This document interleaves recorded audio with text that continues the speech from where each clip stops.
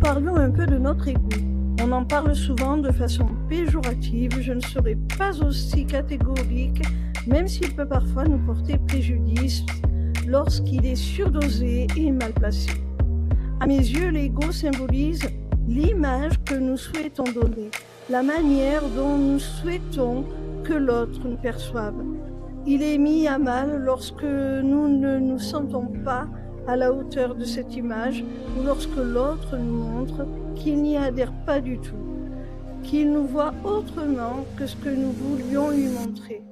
Alors, dans ces deux cas, il peut nous pousser à tricher en nous attribuant des qualités que nous n'avons pas. On s'enferme alors dans un rôle, une imposture où nous finirons par être mal à l'aise. En effet, en agissant ainsi, nous créons des exigences et des attentes chez l'autre comme chez nous que nous ne pouvons pas honorer. Ainsi, nous nous mettons en situation d'échec.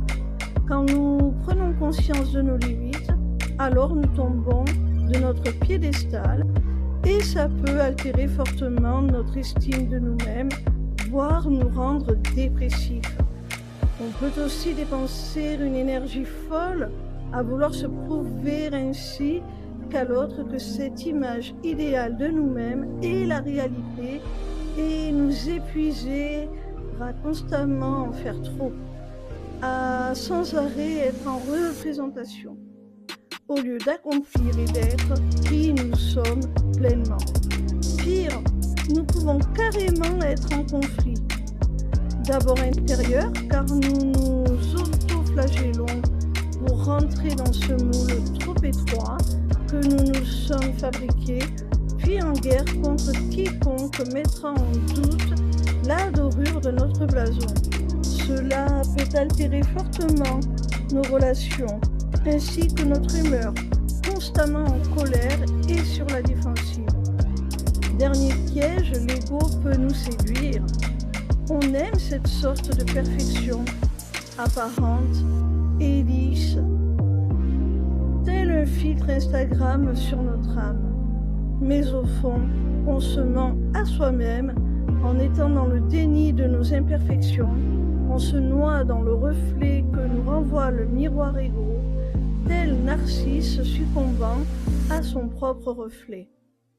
Ainsi, si nous pensons avoir déjà atteint la perfection, nous nous figeons dans nos erreurs sans plus aucune marge de progression ou possibilité de développement personnel. Pour finir, l'ego est quand même très souvent un calque des qualités recherchées par la majorité au sein de notre culture. C'est très normalisé. Nous y perdons donc notre identité à trop vouloir ressembler à ce que tout le monde désire. Mais il n'y a pas que du négatif pour moi dans l'ego.